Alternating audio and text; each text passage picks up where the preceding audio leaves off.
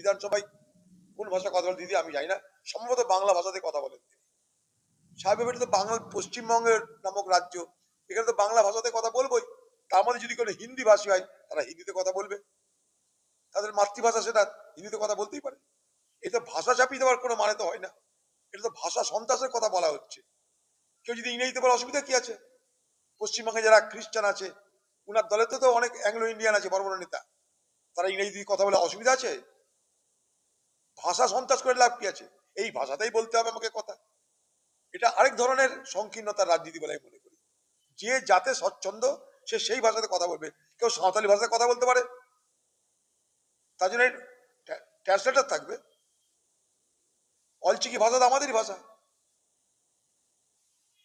ভারতবর্ষের যে কটা ভাষা আছে 22টা ভাষাতে যে কেউ কথা বলতে পারে।